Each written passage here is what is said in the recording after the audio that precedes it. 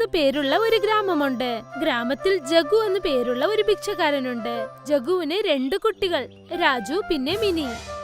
അച്ഛാ, നമ്മൾ പണ്ട് തൊട്ട് തന്നെ പാവപ്പെട്ടവരാണോ? ഇല്ല മോനെ, പണ്ടൊക്കെ നമ്മൾ പാവപ്പെട്ടവരല്ലായിരുന്നു. അതായത് എൻ്റെ അച്ഛൻ, നിന്റെ മുത്തശ്ശൻ ഒരു വലിയ പൈസക്കാരനായിരുന്നു. അദ്ദേഹത്തിന് കാട്ടിലൊരു പന്നീർ വീട് കിട്ടിയിരുന്നു. നിനക്കറിയോ, ആ വീട്ടില് എത്ര പന്നീരെടുത്താലും എൻ്റെ അച്ഛൻ ആ മായ പന്നീർ വീട്ടിൽ നിന്ന് കുറെ പന്നീരെടുത്തിട്ട് അടുത്തുള്ള ഗ്രാമത്തിലൊക്കെ വ്യാപാരം ചെയ്യുമായിരുന്നു. ആ പന്നീരിന്റെ വ്യാപാരമൊക്കെ ചെയ്തിട്ട് അദ്ദേഹം ഒരു വലിയ പൈസക്കാരനായിരുന്നു. പക്ഷേ ഒരു ദിവസം ആ ഗ്രാമത്തിന്റെ തലവനായ കബീർ സിംഗ് ആ മായ പന്നീർ വീടുള്ളതിന്റെ കഥ അറിഞ്ഞു കഴിഞ്ഞു.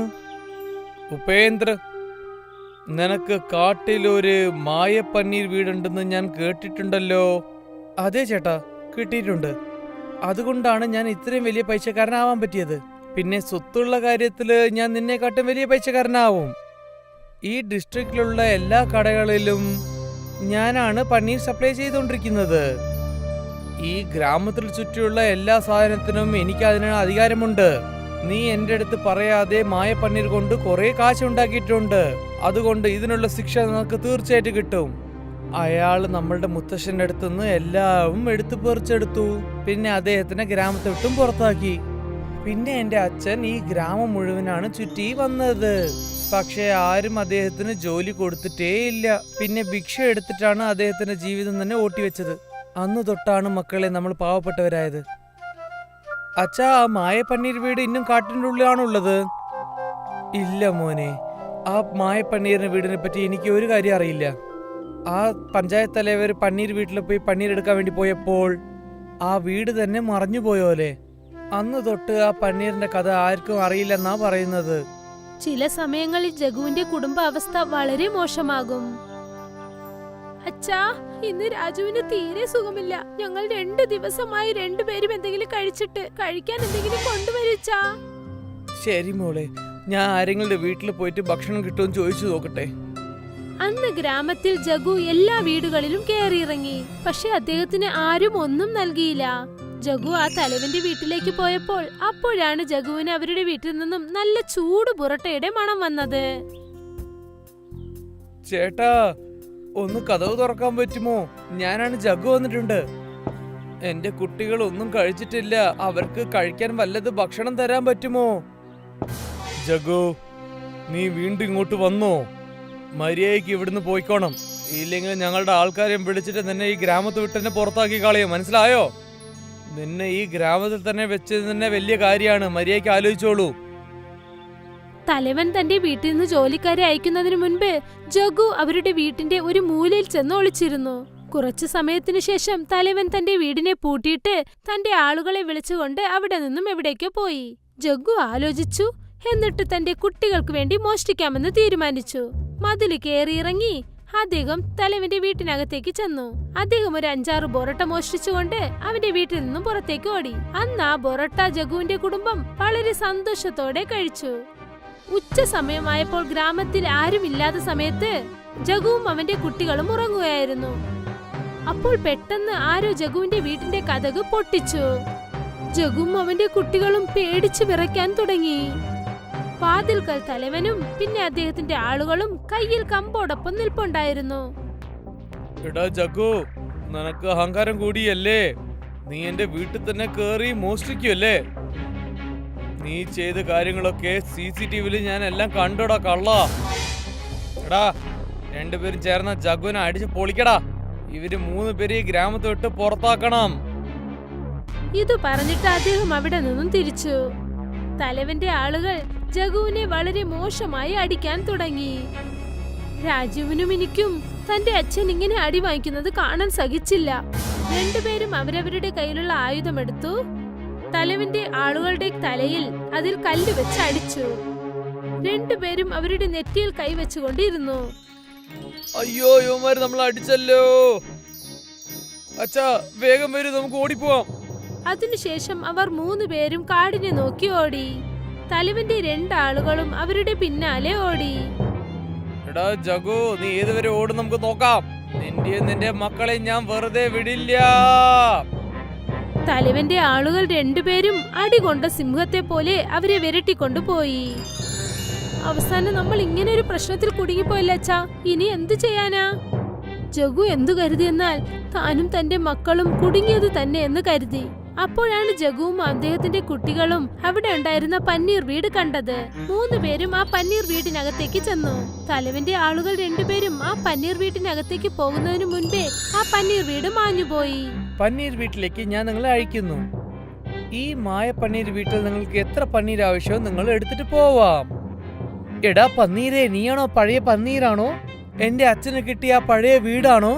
ഹാ, ഞാനാണത്. ഞാൻ നിന്റെ അച്ഛൻ്റെ അടുത്ത് മുമ്പേ പറഞ്ഞതാണ്, എന്നെ വെച്ചിട്ട് ഉണ്ടാക്കുന്ന കാശൊക്കെ നീ പുറത്ത് കാണിക്കാൻ പാടില്ല എന്ന്. അങ്ങനെ എന്നെ പറ്റി ആർക്കെങ്കിലും അറിഞ്ഞിട്ടുണ്ടെങ്കിൽ ഞാനും മറഞ്ഞു പോവും. പക്ഷേ ഞാൻ നിന്റെ അച്ഛൻ്റെ അടുത്ത് പറഞ്ഞത് അച്ഛൻ കേട്ടില്ല. അവസാനം ആ ഗൂർ തലവനെ അറിഞ്ഞുപോയി. വേറെ വഴിയില്ലാതെ ഞാനും അറിഞ്ഞുപോയി. നിന്റെ അച്ഛൻ ചെയ്ത അതേ തെറ്റ് തന്നെ ദയവായിട്ട് നീയും ചെയ്യാൻ പാടില്ല. ചെയ്യില്ല, തീർച്ചയായിട്ടും അതുപോലെ തെറ്റ് ഞാൻ ചെയ്യേയില്ല. പിന്നെ നിന്നെ പറ്റി ഞാൻ ആരെടുത്തും പറയേയില്ല. ഒരു പക്ഷേ ഞാൻ പറയാതെ തന്നെ നിന്നെ പറ്റി ആർക്കെങ്കിലും അറിഞ്ഞിട്ടുണ്ടെങ്കിൽ എന്ത് സംഭവിക്കും? അത് നീ തന്നെ പറയണം. അതിനെപ്പറ്റി നീ ഒന്നും വിഷമിക്കണ്ട, അതൊക്കെ ഞാൻ നോക്കിക്കോളാം. ആദ്യം ജഗുവും അദ്ദേഹത്തിന്റെ കുട്ടികളും വയറു നിറയെ പന്നീർ കഴിച്ചു. പനീർ നല്ല രുചിയുണ്ട് അച്ഛാ. അത് എങ്ങനെയുണ്ടെന്ന് വെച്ചാൽ വെനില ഫ്ലേവർ പാലിലിട്ട് കഴിക്കുന്നത് പോലെ ഉണ്ട് അച്ഛാ. കുട്ടികളെ, നാളെ തൊട്ട് നമുക്ക് പന്നീർ വിൽക്കാം. പക്ഷേ നമ്മൾ കണ്ണും മൂടി വെക്കുന്ന പോലെ വില വെക്കാൻ പാടില്ല. നമുക്ക് എത്ര ആവശ്യമാണോ അത്രയേ നമ്മൾ വിൽക്കാൻ പാടുള്ളൂ. മറുവശത്ത് തലവൻ ദേഷ്യം പിടിച്ചിരിക്കുകയായിരുന്നു. എടാ, നിങ്ങൾ 2 പേര് എന്റെ പേര് നാണം കെടുത്തിയല്ലോ. 2 അടിയും കിട്ടിയിട്ടാണ് തിരിച്ചു വന്നിരിക്കുന്നത്. ചോദിച്ചാൽ നിങ്ങൾ പറയുന്നത് അവര് 3 പേരും കാട്ടു പോയിട്ട് കാണാതായി പോയിന്ന്. ഇപ്പൊ ഞാൻ രംഗേനെയും മുന്നേനെയും അയക്കേണ്ടി വരും തോന്നുന്നല്ലോ. തലവൻ തന്റെ ആളുകളെ കാട്ടിനു പുറത്തായി കാവലിനായി നിർത്തി. തലവന്റെ ആളുകൾ നോക്കി, അതായത് ജഗു, രാജു പിന്നെ മിനി 3 പേരും പന്നീർ എടുത്തുകൊണ്ട് മാർക്കറ്റിലേക്ക് വിൽക്കാൻ പോകുന്നു. അവരിക്കാര്യം തലവനോട് ചെന്ന് പറഞ്ഞു. പോയ പ്രാവശ്യം ആ പന്നീർ വീട് എങ്ങനെയാണ് കാണാതെ പോയെന്ന് അറിയില്ല. ഈ പ്രാവശ്യം എന്തായാലും ശരി, അതെനിക്ക് കിട്ടിയേ പറ്റുള്ളൂ. അടുത്ത ദിവസം ജഗുവിന്റെ കുടുംബം കാട്ടിൽ നിന്ന് പുറത്തേക്ക് വന്നപ്പോൾ തലവൻ അവരെ പിടികൂടി. എന്നിട്ട് 3 പേരുടെ കൈകളും കെട്ടിയിട്ടു. ഇപ്പോൾ നിങ്ങൾ ആരും മിണ്ടാതെ എന്നെ ആ പന്നീർ വീട്ടിലേക്ക് കൊണ്ടുപോകണം. ഇല്ലെങ്കിൽ നിങ്ങളുടെ മുഖം നിങ്ങൾക്ക് എന്നെ തിരിച്ചറിയാതെ പോലെ ഞാൻ അതങ്ങ് മാറ്റിക്കാളിയും, മനസ്സിലായോ? ജഗു, രാജു പിന്നെ മിനി തലവനെ മണിക്കൂറോളം ചുറ്റിക്കറങ്ങാൻ വെച്ചു. പക്ഷെ ആ പന്നീർ വീടുള്ള സ്ഥലത്തേക്ക് അവർ പോയതേയില്ല. ജഗു, കൊറേ നേരമായി നീ എന്റെ അടുത്ത് കളിക്കാന്ന് എനിക്ക് തോന്നുന്നുണ്ട്. എടാ, ഈ 2 കുട്ടികളെ എടുത്ത് കുളത്തിലേക്ക് അങ്ങ് പോയി ഇട്ടേക്ക്. ഇല്ല, വേണ്ട വേണ്ട, നിങ്ങൾ അങ്ങനെ ചെയ്യാൻ പാടില്ല. ഞാൻ നിങ്ങളുടെ അടുത്ത് കൊണ്ടുപോയി തരാം. അവസാനം ജഗു തലവനെ പന്നീർ വീട്ടിലേക്ക് കൊണ്ടുപോയി. അപ്പോൾ ഇതാണോ ആ പന്നീർ വീട്? എടാ മണ്ടന്മാരെ, ആ 3 പേര് മരത്തിൽ കെട്ടിവെക്ക്. ഞാൻ പന്നീർ വീട്ടിലേക്ക് പോയിട്ട് ചുറ്റി കാണാൻ പോവുകയാണ്. 3 പേരും അകത്തേക്ക് പോയതും തന്നെ ഒരുപാട് പന്നീർ അവരുടെ മേലിൽ വന്ന് വീണു. തലവനും അദ്ദേഹത്തിന്റെ ആളുകളും ആ പന്നീരിന്റെ അടിയിൽ ചെന്ന് കുടുങ്ങി. അയ്യോ, ആരെങ്കിലും ഞങ്ങളെ രക്ഷിക്കണേ, ഞങ്ങളെ രക്ഷിക്കണേ. അയ്യോ, ആരെങ്കിലും രക്ഷിക്കൂ. ഞാൻ ചത്തുപോകും തോന്നുന്നു, ശ്വാസം വിടാൻ പറ്റുന്നില്ല. എടാ താടിക്കാര, ഞാൻ പറയുന്നത് കേൾക്ക്. ഇനി ജഗ്ഗുവിന്റെ കുടുംബത്തിന് നീ ഒന്നും ചെയ്യില്ലെന്ന് പറയൂ. ഇനി മര്യാദയ്ക്ക് നീ എന്നെ തേടിയിട്ട് വരാനേ പാടില്ല. ശരി ശരി, ഞാൻ നിങ്ങൾക്ക് വാക്ക് തരാം. ഇനി ജഗ്ഗുവിന്റെ കുടുംബം മാത്രമല്ല, ഗ്രാമത്തിലുള്ള ആരും ഞാൻ ശല്യം ചെയ്യില്ല. എന്നെ വിട്ടേക്ക്. പിന്നീട് തലവന്റെ പുറത്തുണ്ടായിരുന്ന ആ പന്നീർ കാണാതെ പോയി. തലവനും അവന്റെ ആളുകളും ജഗു, മിനി, രാജുവിനെ കെട്ടിയിട്ടിരുന്നത് അഴിച്ചുവിട്ടു. പിന്നീട് അവിടെ നിന്ന് രക്ഷപ്പെട്ടോടി. ഗോമതി നഗർ എന്നൊരു ഗ്രാമം ഉണ്ടായിരുന്നു. ആ ഗ്രാമത്തിലുള്ള ജനങ്ങൾ വളരെ സന്തോഷത്തോടെയും ആരോഗ്യത്തോടെയും ജീവിച്ചിരുന്നു. എന്നാൽ ഇപ്പോൾ കാലം മാറിപ്പോയി. ജനങ്ങൾ പുതിയ പുതിയ ടെക്നോളജീസ് ഉപയോഗിക്കാൻ തുടങ്ങി. എന്നാൽ ഗോമതി നഗറിലുള്ള ജനങ്ങൾ മാത്രം, അതായത് പഴയ ജീവിതശൈലികളാണ് വളരെ നല്ലതെന്ന് ആ ഗ്രാമജനങ്ങൾ വിശ്വസിച്ചിരുന്നു. ഇങ്ങനെ ജീവിച്ചാലേ ജീവിതത്തിൽ സ്വസ്ഥത കാണുമെന്ന് അവരെല്ലാവരും വിശ്വസിച്ചിരുന്നു. അതേസമയം ഗഗൻ തന്റെ കുടുംബത്തെയും കൂട്ടി ഗോമതി നഗറിലേക്ക് വന്നു. അവർക്ക് ഈ ഗ്രാമത്തിൽ അവരുടെ പിതൃത്തുക്കളുടെ കുറച്ച് സ്ഥലമുണ്ടായിരുന്നു. ഇവിടെ വന്ന് ഈ സ്ഥലം കാണുമ്പോൾ നമ്മൾ ഇതിനു മുൻപ് ജീവിച്ചില്ലേ, ആ സ്ഥലമായിരുന്നു ഇതിലും നല്ലതല്ലേ? ഈ സ്ഥലത്തിൽ ജനങ്ങൾക്ക് സ്മാർട്ട് ഫോൺ ഇല്ല, ടിവിയെ കുറിച്ചും ഒരു അറിവുമില്ല. എനിക്കിപ്പോൾ തന്നെ പേടിയാകുന്നുണ്ട്. കുട്ടികൾക്ക് സ്കൂളിൽ അഡ്മിഷനും എടുക്കണം. നിങ്ങൾക്ക് താല്പര്യമുണ്ടെങ്കിൽ നമുക്ക് പഴയ വീട്ടിൽ തന്നെ പോകാം. ഇല്ല, നമ്മൾ അങ്ങനെ ചെയ്യരുത്. ഇവിടെ തന്നെ ജീവിച്ച് നമുക്ക് ആവശ്യമുള്ളതെല്ലാം നമുക്ക് ചെയ്യാം. കുറച്ചു വർഷം നമ്മൾ ഇവിടെ ജീവിച്ചേ പറ്റൂ. വരൂ വരൂ, ഗോമതി നഗറിലേക്ക് നിങ്ങൾക്ക് സ്വാഗതം. ഇവിടെ വെളിയിൽ നിന്നും ആരും വരില്ലെന്നാണ് ഞാൻ ഇതുവരെ കരുതിയിരുന്നത്. ഈ വീടും സ്ഥലവും ഇങ്ങനെ തന്നെ കിടക്കുമെന്ന് ഞാൻ കരുതി. തലവാ, ഞാൻ താങ്കളെ ചെറുപ്പത്തിൽ എങ്ങനെ കണ്ടു, നിങ്ങൾ ഇപ്പോഴും അതുപോലെ തന്നെയുണ്ട്. ചെറുപ്പത്തിൽ കണ്ടതാ, ഞാൻ ഇപ്പോഴാണ് നിങ്ങളെ വീണ്ടും കാണുന്നത്. എനിക്ക് നിന്നെയും നിന്റെ കുടുംബത്തെയും കണ്ടുമുട്ടിയതിൽ ഒരുപാട് സന്തോഷം മോനെ. വരൂ, നിങ്ങൾ ഇപ്പോൾ ഇവിടെ വന്നില്ലേ, വൈകാതെ കൃഷിപ്പണികളും തുടങ്ങൂ. കൃഷിപ്പണി ചെയ്ത് കുടുംബത്തിന് ആവശ്യമുള്ളതെല്ലാം വാങ്ങൂ. എന്നോട് ക്ഷമിക്കൂ, ഞാനിവിടെ കൃഷിയൊന്നും ചെയ്യാൻ പോകുന്നില്ല. ഇതിനു മുൻപ് ഞാൻ നഗരത്തിൽ ഐസ്ക്രീം വിൽക്കുകയായിരുന്നു. ഐസ്ക്രീം വിറ്റ് ഞാനും എന്റെ കുടുംബവും വളരെ സന്തോഷത്തിൽ അവിടെ ജീവിക്കുകയായിരുന്നു. എന്നാൽ നഗരത്തിൽ വന്ന ആ രോഗം, പിന്നെ പണത്തിന്റെ പ്രശ്നം കൊണ്ട് ഞങ്ങൾ ഈ ഗോമതി നഗറിലേക്ക് വന്നതാ. ഈ ഐസ്ക്രീം എന്ന് വെച്ചാൽ എന്താ? അത് എന്താണെന്ന് മോൻ എനിക്കൊന്ന് പറഞ്ഞു തരാമോ? എന്നെ കൊണ്ട് പറ്റുമെങ്കിൽ അത് ചെയ്ത് അത് നമുക്ക് ഈ ഗ്രാമത്തിന് കൊടുക്കാം. അപ്പോൾ ഈ ഗ്രാമത്തിന് മനസ്സിലാകും നീയും ഈ ഗ്രാമത്തിലേക്ക് എത്തിയിട്ടുണ്ടെന്ന്. അവർക്കൊരു വിരുന്ന് കൊടുത്തതുപോലെയുമാകും. ഗ്രാമത്തലവന്റെ വാക്കുകൾ കേട്ട് ഗഗനും അയാളുടെ ഭാര്യയും വീട്ടിൽ തന്നെ തണുപ്പുള്ള ഐസ്ക്രീം ഉണ്ടാക്കി അത് ഗ്രാമജനങ്ങൾക്ക് വിൽക്കാനും തീരുമാനിച്ചു. നമുക്ക് മാർക്കറ്റിൽ നിന്ന് സാധനങ്ങൾ വാങ്ങി വിരുന്ന് നൽകണം. ഇത് നമുക്ക് കിട്ടിയ ഒരു അവസരമാണ്. ഒരുപക്ഷെ നമ്മൾ ഇവിടെ തന്നെ ഐസ്ക്രീം കച്ചവടം നടത്തിയാൽ? നീ പറഞ്ഞത് ശരിയാണ്, നമുക്ക് അങ്ങനെ തന്നെ ചെയ്യാം. ഗഗനും മധുവും ഗ്രാമജനങ്ങളോട് എല്ലാവരോടും ഐസ്ക്രീം കഴിക്കാൻ പറഞ്ഞ് അവരെ എല്ലാവരെയും അവരുടെ വീട്ടിലേക്ക് വിരുന്നിനും വിളിച്ചു. ഗ്രാമജനങ്ങൾ എല്ലാവരും ആദ്യമായി ഗഗൻ ഉണ്ടാക്കിയ ഐസ്ക്രീം കഴിച്ചതും അവർക്ക് എന്തോ അമൃതം കഴിക്കുന്നത് പോലെ തോന്നി. ഗ്രാമജനങ്ങൾ എല്ലാവരും ഗഗന്റെ പാൽ ഐസ്ക്രീമിന് ഒരു വലിയ ഫാനായി തന്നെ മാറി. എല്ലാവരും ആ ഐസ്ക്രീം കഴിച്ച് അവരെ പുകഴ്ത്തി. ഐസ്ക്രീം വിരുന്ന് അവസാനിച്ചതും ഗ്രാമത്തലവൻ ഗഗനോട് സംസാരിച്ചു. പിന്നെ ഗ്രാമജനങ്ങളെ എല്ലാം പ്രതിനിധിയാക്കി അദ്ദേഹം ഗഗനോട് നന്ദിയും പറഞ്ഞു. അപ്പോൾ ഗഗൻ ഗ്രാമത്തലവനോട് ഇങ്ങനെ പറഞ്ഞു: തലവാ, ഞാൻ താങ്കളോട് ഒരു കാര്യം ചോദിക്കാൻ വേണ്ടി വന്നതാണ്. അതെന്താണെന്ന് വെച്ചാൽ, ഞാൻ ഐസ്ക്രീം കച്ചവടം ഈ ഗ്രാമത്തിൽ തുടങ്ങിയാലോ? ഇതിലൂടെ വീട്ടുചിലവിന് കുറച്ച് പണവും കിട്ടും, പിന്നെ നമുക്കും കുട്ടികൾക്കും കുറച്ച് സന്തോഷവും കിട്ടും. അയ്യോ, ഇതിനെക്കുറിച്ച് നീ ചോദിക്കേണ്ട ഒരു ആവശ്യവുമില്ല. നിനക്ക് ഇഷ്ടമുള്ളതൊക്കെ ഇവിടെ ചെയ്യാം. ഗ്രാമജനങ്ങൾക്ക് ഒന്നും പറ്റാത്തത് വരെ, അവർക്ക് കുഴപ്പങ്ങളൊന്നും ഇല്ലാത്തത് വരെ നിനക്ക് ധാരാളമായ ഐസ്ക്രീം വിൽക്കാം. അതുമല്ലാതെ ഇതുണ്ടാക്കുന്നത് പാലുകൊണ്ടല്ലേ. അടുത്ത ദിവസം മുതൽ ഗഗനും പിന്നെ മധുവും ഒരു ചെറിയ ഉന്തുവണ്ടിയിൽ അവർ ഐസ്ക്രീം ഉണ്ടാക്കി അത് ഗ്രാമം മുഴുവനും വിൽക്കാനും തുടങ്ങി. ഐസ്ക്രീം കച്ചവടം അവർ തുടങ്ങിയ ഉടനെ അവരുടെ കച്ചവടവും വളരെ നന്നായി മുൻപോട്ട് പോയി. അങ്ങനെ നോക്കി നിൽക്കുമ്പോൾ തന്നെ കുട്ടികളും മുതിർന്നവരും പിന്നെ ഗ്രാമത്തിലുള്ള സ്ത്രീകൾ എല്ലാവരും അവരുടെ ഐസ്ക്രീം വന്ന് കഴിക്കാൻ തുടങ്ങി.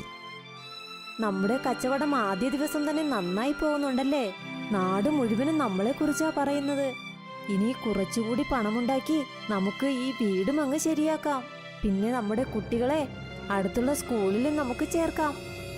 അങ്ങനെ സംഭവിച്ചാൽ വളരെ നല്ലതായിരുന്നു. നിന്റെ വായിൽ തേനൊഴിക്കണം. കാലം അങ്ങനെ കടന്നുപോയി. ഗഗൻ തന്റെ ഐസ്ക്രീം ഉന്തുവണ്ടിയും എടുത്തുകൊണ്ട് ഗോമതി നഗർ മുഴുവനും ഐസ്ക്രീം വിറ്റു. നല്ല ലാഭം ഉണ്ടാക്കിയിരുന്നത് കൊണ്ട് അയാൾ തൊട്ടടുത്തുള്ള ഗ്രാമങ്ങളിലും പോയി ഐസ്ക്രീം വിൽക്കാൻ തുടങ്ങി. അതോടൊപ്പം അവരുടെ കുട്ടികളെ ഒരു നല്ല സ്കൂളിലും ചേർത്തു. എന്നാൽ ഗഗന്റെ ഈ സന്തോഷം ഒരുപാട് ദിവസം നീണ്ടു നിന്നില്ല. ഗോമതി നഗരത്തിലുള്ള കുറച്ച് കൊച്ചുകുട്ടികളും കുറച്ച് മുതിർന്നവർക്കും ഗഗന്റെ ഐസ്ക്രീം കഴിച്ചതുകൊണ്ട് അവർക്ക് അസുഖം പിടിപെട്ടു. ഇങ്ങനെ ഗ്രാമത്തിലുള്ള എല്ലാവർക്കും അസുഖം പിടിപെട്ടതിനുള്ള കാരണം ഗഗന്റെ ഐസ്ക്രീം ആണെന്ന് പറഞ്ഞ് ഗ്രാമജനങ്ങളെ എല്ലാവരും കുറ്റം പറഞ്ഞു. ഗ്രാമജനങ്ങൾ എല്ലാവരും ഗഗന്റെ വീട്ടിലേക്കും വന്നു. വെളിയിൽ വാ, നീ നിന്റെ സിറ്റിയുടെ ഗുണം ഇവിടെ വന്ന് കാണിച്ചല്ലോ. ഈ ഗ്രാമം മുഴുവനും നിന്റെ ഐസ്ക്രീം കഴിച്ച് അസുഖം കൊണ്ട് വലയുക. കൊച്ചു കുട്ടികളും പ്രായമായവരും വേദന കൊണ്ട് പിടയുക. നീ ഇവിടെ വീട്ടിലിരുന്ന് എൻജോയ് ചെയ്യുകയാണോ? ഈ ഐസ്ക്രീം കാരണമോ? എന്നാൽ ഞങ്ങൾ ഐസ്ക്രീമിൽ വേറെ ഒന്നും ഇട്ടില്ലല്ലോ. ഞങ്ങൾ നല്ല പാലും നല്ല സാധനങ്ങളുമാണ് ഉപയോഗിച്ചത്. അങ്ങനെയാണെങ്കിൽ എന്റെ മകന് എങ്ങനെ രോഗം വന്നോ? ഇന്നലെയാണ് എന്റെ മകൾ നിങ്ങളുടെ കയ്യിൽ നിന്ന് ഐസ്ക്രീം കഴിച്ചത്. തലവാ, ഇവനോട് സംസാരിച്ചിട്ട് കാര്യമില്ല. ഈ ഗ്രാമത്തിൽ നിന്നും ഓടിച്ചു വിടൂ. ഇവനെ ഇങ്ങനെ വിട്ടാൽ മുഴുവൻ ഗ്രാമത്തിനെയും കബളിപ്പിച്ച് ഐസ്ക്രീം വിൽക്കും. ദയവ് ചെയ്ത് ഞങ്ങൾ പറയുന്ന ഒന്ന് കേൾക്കൂ. ഞങ്ങൾ അങ്ങനെ ഒന്നും ചെയ്തില്ല. ഞങ്ങൾ എല്ലാവർക്കും നല്ലതേ ചെയ്യാൻ കരുതിയുള്ളൂ. തെറ്റൊന്നും ചെയ്തിട്ടില്ല. നിങ്ങൾക്ക് ഇനി മാപ്പ് ചോദിക്കാൻ ആഗ്രഹമുണ്ടെങ്കിൽ മുഴുവൻ ഗ്രാമജനങ്ങളെയും ഭേദമാക്കൂ. നിങ്ങൾ ഗ്രാമജനങ്ങളെ ആദ്യം ഇരുന്നത് പോലെ മാറ്റിക്കഴിഞ്ഞാൽ ഈ ഗ്രാമത്തിൽ നിങ്ങൾക്ക് താമസിക്കാം. അല്ലെങ്കിൽ കുടുംബത്തോടെ ഈ ഗ്രാമത്തിൽ നിന്നും നീ പോയേ പറ്റൂ. ശരി തലവാ, എനിക്കതിന് സമ്മതമാ. നിങ്ങൾ ചുമത്തുന്ന ഈ കുറ്റം ന്യായമല്ല എന്ന് ഞാൻ തെളിയിക്കും. ഗ്രാമജനങ്ങൾ അസുഖം പിടിപെട്ടതിനുള്ള കാരണം കണ്ടുപിടിക്കാൻ ശ്രമിച്ചപ്പോൾ ഗഗന് എന്ത് മനസ്സിലായെന്നാൽ അയാൾ ഏത് പാലുപയോഗിച്ചാണോ ഐസ്ക്രീം ഉണ്ടാക്കിയത് ആ പാല് കേടായതായിരുന്നു. അയാൾ പാൽക്കാരനോട് പോയി ഇങ്ങനെ പറഞ്ഞു: നിങ്ങൾ എന്തിനാ ഇങ്ങനെ ചെയ്തത്? ഗ്രാമം മുഴുവനും എന്നെ ശകാരിക്കുക. എല്ലാം താൻ കാരണമാ സംഭവിച്ചത്. എന്തിനാ ഇങ്ങനെ ചെയ്തത്? പറ. എന്നോട് ക്ഷമിക്കൂ ഗഗൻ, നിന്റെ ബുദ്ധിമുട്ട് എനിക്ക് മനസ്സിലാകുന്നുണ്ട്. എന്നാൽ ഇതെല്ലാം ഞാൻ തലവൻ പറഞ്ഞിട്ടാ ചെയ്തത്. താൻ എന്തായി പറയുന്നത്? തലവൻ എന്തിന് ഇങ്ങനെ പറയണം? കാരണം നീ ഗ്രാമത്തിൽ ഒരുപാട് ഫേമസ് ആയി. അത് കണ്ട് അയാൾക്ക് അസൂയയാ. അയാൾ ഇനി നീ ഈ ഗ്രാമത്തിൽ കാണാൻ പാടില്ലെന്ന് കരുതി നിന്നെ ഇവിടെ നിന്നും ഓടിച്ച് നിന്റെ കൃഷിനിലവും അയാൾ കൈക്കലാക്കാൻ നോക്കി. ഗഗന് ഇതെല്ലാം കേട്ട് ഒരുപാട് അത്ഭുതം തോന്നി. പിന്നെ ഈ പ്രശ്നത്തിനൊരു പരിഹാരം കണ്ടെത്താനും ചിന്തിച്ചു. അയാൾ വീട്ടിലേക്ക് പോയതും തന്റെ ഭാര്യയോട് നടന്ന കാര്യങ്ങളെല്ലാം പറഞ്ഞു. ഗ്രാമത്തലവൻ ചെയ്തത് ഒട്ടും ശരിയായില്ല. അദ്ദേഹം ഈ തെറ്റിന് പരിഹാരം ചെയ്തേ പറ്റൂ. നിങ്ങൾ എന്താ ആലോചിക്കുന്നത്? എന്റെ കയ്യിലൊരു വഴിയുണ്ട്. ഞാൻ ഇവർക്ക് നാരങ്ങാമുളക് ഐസ്ക്രീം ഉണ്ടാക്കി വിൽക്കാം. ഇതിലൂടെ അവർക്ക് പിടിപെട്ട അസുഖം എല്ലാം ഭേദമാകും. മുളക് ഐസ്ക്രീമോ? അതെന്താണ്? ഇതും ഒരു തരത്തിലുള്ള ഐസ്ക്രീമാണ്. ഇതിൽ പാല് കൊണ്ടുണ്ടാക്കിയ ക്രീം, പിന്നെ മുളക്, പിന്നെ മുളകിന്റെ പേസ്റ്റ് മതിലിടണം. അത് കഴിക്കാനും നല്ല ടേസ്റ്റ് ആയിരിക്കും. അതിനാവശ്യമുള്ള ഒരുക്കങ്ങൾ നീ ചെയ്യ്. കുറച്ച് തേന്, പിന്നെ കുറച്ച് ശർക്കരയും നീ തയ്യാറാക്ക്. പിന്നെ വരുമ്പോൾ മുളക് മാർക്കറ്റിൽ നിന്നും വാങ്ങി വാ. ഗഗൻ പറഞ്ഞതുപോലെ മധു എല്ലാ ഒരുക്കങ്ങളും ചെയ്തു. അങ്ങനെ ഗഗൻ മുളക് ഐസ്ക്രീം എങ്ങനെ ഉണ്ടാക്കാൻ ശ്രമിച്ചോ അതേപോലെ തന്നെ ആ ഐസ്ക്രീമും തയ്യാറായി. ഗഗൻ ആ ഐസ്ക്രീം ഐസിന്റെ പെട്ടിയിൽ വെച്ച് ആ ഗ്രാമത്തിലുള്ള അസുഖം പിടിപെട്ട എല്ലാവരുടെയും വീട്ടിൽ പോയി അവർക്ക് ഈ ഐസ്ക്രീം കൊടുത്തു. ഈ ഐസ്ക്രീം ഞാൻ നിങ്ങളുടെ കുഞ്ഞിനു വേണ്ടി കൊണ്ടുവന്നതാണ്. ഒരു തവണ നിങ്ങൾ ഈ ഐസ്ക്രീം കുഞ്ഞിന് കൊടുക്കൂ. ഈ ഗ്രാമം മുഴുവനും ഈ ഐസ്ക്രീം കഴിച്ച് ഭേദമാകും. ഇത് എന്റെ റിക്വസ്റ്റ് ആണ്. ഞാൻ നിങ്ങളെ എങ്ങനെ വിശ്വസിക്കും? എന്റെ മകന് വീണ്ടും അസുഖം വന്നാൽ എന്ത് ചെയ്യും? ദയവ് ചെയ്ത് ഞാൻ പറയുന്നതൊന്ന് വിശ്വസിക്കൂ. നിങ്ങളുടെ കുഞ്ഞിന് ഈ ഐസ്ക്രീം ഒന്ന് കൊടുക്കൂ. നിങ്ങളുടെ കുഞ്ഞിന് പൂർണ്ണമായും ഭേദമാകും. ഗഗന്റെ കയ്യിൽ നിന്നും ഐസ്ക്രീം വാങ്ങി അവർ അവരുടെ മകന് അത് കൊടുത്തു. അത് കഴിച്ചതും ആ കുട്ടിയുടെ അസുഖം പൂർണ്ണമായും ഭേദമായി. എരിവ്, എരിവ്, വെള്ളം കൊണ്ടുപോവാമേ. അമ്മേ, വെള്ളം. കുട്ടി ഇങ്ങനെ കരയുന്നത് കണ്ട് ഗ്രാമജനങ്ങൾ എല്ലാവരും അവിടെ ഒത്തുകൂടി. ഗഗൻ ആ കുട്ടിക്ക് തേനും കൊടുത്തു. അത് കഴിച്ചതും ആ കുട്ടിയും ശാന്തനായി. ഗ്രാമജനങ്ങൾക്ക് എല്ലാവർക്കും സത്യവും മനസ്സിലായി. അതായത് മുളക് ഐസ്ക്രീം കഴിച്ചതുകൊണ്ട് രോഗം ഭേദമാകുന്നു എന്ന് അവർക്ക് മനസ്സിലായി. ഗ്രാമത്തലവൻ ചെയ്ത കാര്യവും ഗഗൻ ഗ്രാമജനങ്ങളോട് പറഞ്ഞു. ഇത് കാരണം ഗ്രാമജനങ്ങൾ എല്ലാവരും ചേർന്ന് ഗ്രാമത്തലവനെ ഗ്രാമത്തിൽ നിന്നും തുരത്താൻ നോക്കി. വേണ്ട വേണ്ട, ഇയാളെ ഗ്രാമത്തിൽ നിന്നും പുറത്താക്കണ്ട. ഇയാൾക്ക് ചെയ്തതിനുള്ള ശിക്ഷ മാത്രം കൊടുത്താൽ മതി. അതെ, ഇയാൾക്കുള്ള ശിക്ഷ എന്തെന്നാൽ അയാൾ ഈ ഗ്രാമത്തിലിരുന്ന് താൻ ചെയ്തതോർത്ത് നാണിക്കണം. ഗ്രാമജനങ്ങൾ എല്ലാവരും മുളക് ഐസ്ക്രീം കഴിച്ച് ഭേദമായി. അങ്ങനെ ഗഗന്റെ ഐസ്ക്രീം കച്ചവടവും വളരെ നന്നായി മുൻപോട്ട് പോയി.